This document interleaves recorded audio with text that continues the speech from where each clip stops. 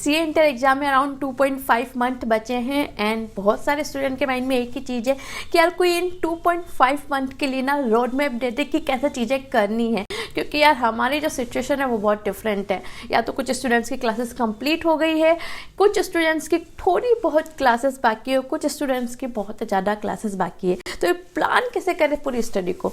तो hello everyone, I am जागृति और आज मैं आपके साथ शेयर करने वाली हूँ नेक्स्ट 2.5 मंथ के लिए प्रॉपर प्लान। देखो, फर्स्ट थिंग तुम्हें क्या करनी है, तुम जिस भी सिचुएशन में हो, फर्स्ट थिंग डालो कि क्लासेस ड्यू है तो कौन से सब्जेक्ट की क्लासेस ड्यू है, नंबर ऑफ क्लासेस लिखो कितनी ड्यू है और टोटल अराउंड लेक्चर्स कितने घंटे में कंप्लीट हो जाएंगे, 30 आवर्स 40 आवर्स कितने घंटे के लेक्चर्स तुम्हारे बाकी हैं वो चीज़ लिखो। फिर देखो टाइमलाइन बनाओ कि यार आज मैं इस डेट को खड़ी हूँ, नेक्स्ट इतने डे में ना मेरी ये क्लास कंप्लीट हो जाएगी, उसके बाद से मैं मेरी सेल्फ स्टडी स्टार्ट करूँगी। तो मैं मान के चल रही हूँ कि आप जो भी सिचुएशन में अराउंड 28 फेब तक आप अपनी क्लासेस कंप्लीट कर लोगे। ओके, 28 फेब के बाद आपके पास कितने 2 महीने बचे हैं। लास्ट के 5 डेज आपको फर्स्ट पेपर के लिए चाहिए, तो आप अराउंड मान लो कि आपके पास मार्च के 31 डेज है एंड अप्रैल के 27 डेज है, यानी कि 58 डेज आपके पास बचे हैं। देखो, अगर आपका जल्दी कोर्स कंप्लीट हो जाता है 28 फेब से पहले, तो आप उन डेज को ना थर्ड रिवीजन के लिए यूज कर लेना, क्योंकि मेन डेज में ना यानी 58 डेज में आपके 2 रिवीजन कैसे कंप्लीट करने हैं, पूरे डे में कैसे स्टडी करनी है, ईच थिंग बताने वाली हूँ। तो आपके टाइम के अकॉर्डिंग आप थोड़ा इसको एडजस्ट कर लीजिएगा। अब आपके पास अराउंड बचे हैं 58 डेज, इनको ना 3 पार्ट्स में डिवाइड कर दो। First 30 days, then 10 days and third 18 days. अब इसमें हम करने को क्या वाले हैं, देखो फर्स्ट 30 डेज में हम हमारी फर्स्ट रीडिंग कंप्लीट करेंगे, फर्स्ट रिवीजन।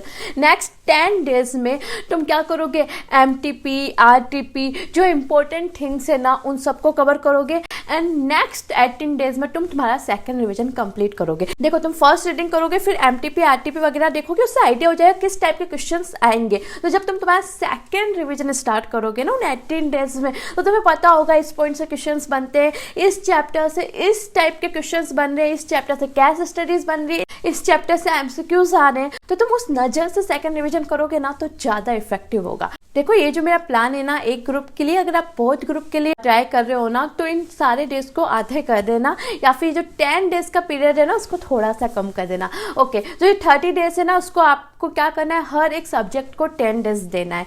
एक दिन में 2 सब्जेक्ट लेने का ट्राई करना है, एक प्रैक्टिकल और एक थ्योरी। ट्राई करना है कि पूरे दिन में एटलीस्ट तुम 12 घंटे स्टडी कर रहे हो। इस 12 घंटे को भी ना तुमको 4 पार्ट्स में डिवाइड करना है, 3-3 घंटे के 4 स्लॉट बनाने हैं। अगर तुम्हारी मॉर्निंग में अच्छी स्टडी होती है तो तुम 5-6 घंटे का एक स्लॉट ले सकते हो। मेरे साथ तो मॉर्निंग में अच्छी स्टडी होती थी, तो मॉर्निंग में मैं 11 साढ़े 11 बजे तक, जितनी देर तक मैं स्टडी कर पाती थी, 12 बजे तक, साढ़े 12 बजे तक, तो मैं सुबह मॉर्निंग में अच्छे से स्टडी करती थी। लेकिन अगर आपका डिस्ट्रैक्शन लेवल थोड़ा हाई है तो आप 3-3 घंटे का टारगेट रखो। अब करना क्या है, एक थ्योरी सब्जेक्ट लो, एक प्रैक्टिकल सब्जेक्ट लो। मॉर्निंग में सुबह उठते ही जो 3 घंटे होते हैं ना इफेक्टिव, जब तुम्हारा माइंड एकदम फ्रेश होता है तब थ्योरी सब्जेक्ट उठाओ, उसमें भी ना तुम डिफिकल्ट टॉपिक लो, जो तुम्हें टफ लगता है वहां से स्टार्ट करो।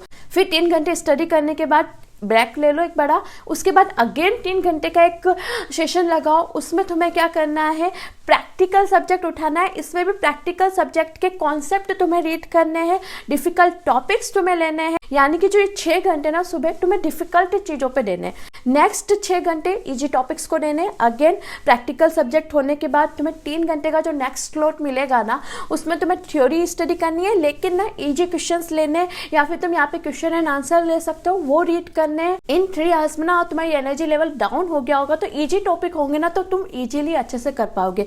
नेक्स्ट जो 3 आवर्स होंगे ना उसमें तुम्हें प्रैक्टिकल सब्जेक्ट के क्वेश्चंस करने हैं, या फिर ऐसी कोई चीज़ जो इजी है तुम इजीली कर पाओगे। इससे होगा क्या, देखो मॉर्निंग में तुम्हारा जो एनर्जी लेवल होता है वो ज़्यादा होता है, तो तुम ज़्यादा चीज़ें कवर कर पाओगे एंड इवनिंग में तुम्हारा एनर्जी लेवल ऑफकोर्स डाउन हो जाएगा, पूरे दिन तुम स्टडी कर रहे हो, तो यहाँ पर इजी चीज़ें होगी ना तो तुम कर पाओगे। ओके, तो ये तो हो गया तुम्हारे 12 घंटे का पूरा टारगेट कि कैसे तुम्हें स्टडी करनी है। अब नेक्स्ट थिंग, ये फर्स्ट रिवीजन स्टार्ट कैसे करना है। जब तुम फर्स्ट रिवीजन स्टार्ट कर रहे हो ना तो एक पास्ट पेपर फर्स्ट देख लो कि यार पास्ट पेपर में क्वेश्चंस किस टाइप से आ रहे हैं, किस चैप्टर से आ रहे हैं, कहाँ से एमसीक्यूज बन रहे हैं। जस्ट एक रिव्यू ले लो। ये रिव्यू क्यों लेना है तुम्हें फर्स्ट रिवीजन स्टार्ट करने से पहले? क्योंकि जब तुम फर्स्ट रिवीजन स्टार्ट करोगे ना तो तुम्हारे माइंड में ये चीज़ क्लियर होगी कि इस चैप्टर से ना मुझे थ्योरी पे ज़्यादा फोकस करना है क्योंकि यहाँ से थ्योरी का क्वेश्चन बनता है। इस चैप्टर पे मुझे प्रैक्टिकल पे फोकस करना है क्योंकि यहाँ से प्रैक्टिकल क्वेश्चन आता है। इस चैप्टर से ना मुझे केस स्टडी पे फोकस करना है क्योंकि यहाँ पर केस स्टडी घुमा घुमा के पूछी जाती है। तो थोड़ा सा माइंड में मैप बन जाएगा ना कि कौन से चैप्टर से क्या आने वाला है, तो चीज़ें थोड़ी अच्छे से और टारगेट स्टडी जो होती है ना वो तुम कर पाओगे। तो इस तरीके से तुम तुम्हारा फर्स्ट रिवीजन स्टार्ट करोगे। फर्स्ट रिवीजन स्टार्ट करने से पहले तुम्हें देख लो तुम्हारे सिलेबस में क्या क्या चीज़ें हैं, कौन से इंपॉर्टेंट चैप्टर है, कौन से मीडियम है एंड कौन से कम इंपॉर्टेंट है, यानी कि एबीसी एनालिसिस एक बार देख लो। अब जब तुम फर्स्ट रिवीजन स्टार्ट कर रहे हो ना तो अभी से मार्किंग करते जाओ कि ये पॉइंट मुझे डिफिकल्ट लगा, ये पॉइंट इजी था, हाईलाइट करते जाओ डिफिकल्ट वर्ड्स, फॉर्मूला लिस्ट बना दो, समरी अगर कोई छोटे छोटे टॉपिक्स है उसकी समरी तुम बना सकते हो तो बना लो, कहीं से समरी बुक मिल रही है ना तो कबाड़ लो, बिकॉज लास्ट डे बहुत हेल्प होने वाली है। तो तुम्हें 30 डेज में इस तरीके से हर चीज को कंप्लीट करना है कि तुम्हारा सेकंड रिवीजन फटाफट कर पाओ। ट्राई करना सारी चीजें समराइज कर लो, यानी तुमने हर एक सब्जेक्ट को 10 डेज दिए हैं और अगर बोर्ड ग्रुप दे रहे हो तो हर एक सब्जेक्ट को 5 डेज दोगे तो भी तुम्हारा आराम से हो जाएगा। फोकस यही रखना, फर्स्ट ए कैटेगरी के चैप्टर्स पर फोकस करना है, फिर B category and then C category. इसमें भी तुम अगर बोर हो जाते हो स्टडी में तो एक चीज तुम कर सकते हो कि एक सिंपल चैप्टर ले लो फिर डिफिकल्ट चैप्टर ले लो, एक सिंपल चैप्टर ले लो फिर डिफिकल्ट ले लो, तो इससे तुम्हारी स्टडी की रिदम बनी रहेगी। तो तुम्हारा टारगेट होना चाहिए कि 30 डेज में तुम्हारा फर्स्ट रिवीजन कंप्लीट। अब जो नेक्स्ट 10 डेज होंगे ना, जितनी भी आरटीपी एमटीपीज जितना तुम सोल्व कर सकते हो ना लगा दो, कर दो, क्योंकि एमटीपीज आरटीपीज से तुम्हें आइडिया हो जाएगा किस टाइप के क्वेश्चंस आ रहे हैं। सेकंड थिंग तुम्हें आइडिया होगा कि तुमने जो फर्स्ट रिवीजन में किया और जो तुम्हें एमटीपी में सामने आ रहा है उसमें समझ में आ रही है, चीज़ें सोल्व हो रही है या नहीं, कौन से चैप्टर में तुम्हें डिफिकल्टी आ रही है। और ये सारी चीज़ें ना तुम नोट करते जाओ, क्या मुझे ना अमेलगमेशन क्वेश्चन में परचेज कंसिडरेशन निकालने में प्रॉब्लम आ रही है या फिर यहाँ पे मेरी बैलेंस शीट नहीं मिल रही है।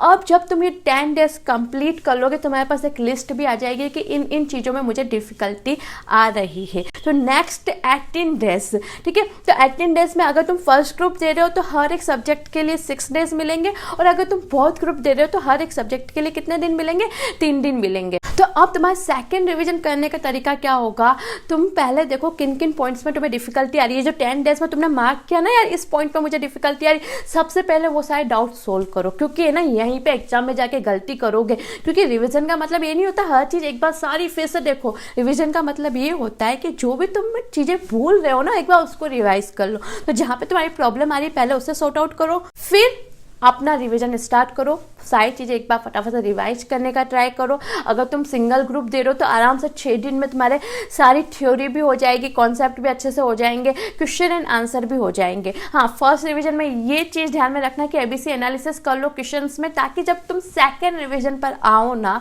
तो चीज़ें फटाफट हो जाए। तुम सी कैटेगरी के क्वेश्चंस को छोड़ दो, तुम रिपीट क्वेश्चंस को नहीं देखो, वहाँ पर अपना टाइम वेस्ट ना करो, क्योंकि फर्स्ट रिवीजन का मतलब ही है कि चीज़ों को समराइज कर दो ताकि तुम्हारे नेक्स्ट रिवीजन में और एंड एग्जाम के एक दिन पहले चीज़ें फटाफट से रिवाइज करके जाओ। तो ये जो 30, 10 और 18 डेज का फॉर्मूला है ना उसे तुमने इफेक्टिवली यूज कर लिया ना तो बिलीव मी फ्रेंड्स फर्स्ट सब अच्छे से रिवाइज भी कर लोगे, अपनी मिस्टेक्स पता कर लोगे, उस मिस्टेक पर काम भी कर लोगे। क्योंकि क्या होता है ना, हम टेस्ट सीरीज वगैरह बाद में देते हो और बाद में याद आता है ये पॉइंट समझ नहीं आया, फिर इस पॉइंट में प्रॉब्लम आ रही है और उस समय हमारे पास इतना टाइम भी नहीं होता है कि चीज़ें आप अच्छे से देख पाओ। तो ये बहुत अच्छा तरीका है कि अपने एक रिवीजन से पहले ही एमटीपी आरटीपीज वगैरह देख लो, एक टेस्ट पेपर सोल्व करने का ट्राई कर लो, ताकि ना तुम्हें जो प्रॉब्लम आ रही है तुम्हारे सेकंड रिवीजन में उन चीज़ों पर ध्यान दे पाओ। आई होप ये जो स्ट्रेटेजी है 30, 10 और 18 डेज की आपको आपकी स्टडी में रियली हेल्प करेगी। और हाँ, अगर ये स्ट्रेटेजी नहीं भी फॉलो कर रहे हो तो भी एक चीज़ तो जरूर इस वीडियो से लेके जाना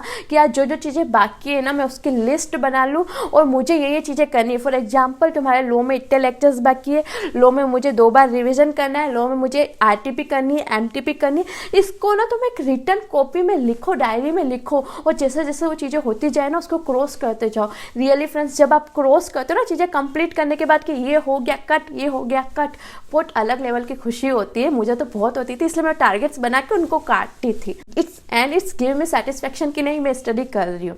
तो खुद को ड्यूरिंग द स्टडी मोटिवेट रखना भी बहुत ज़रूरी है। तो जो भी चीज़ कंप्लीट करो ना उसके लिए खुद को थैंक्स दो ताकि आपका कॉन्फिडेंस बना रहे। आई होप ये वीडियो आपको रियली हेल्पफुल रहा होगा।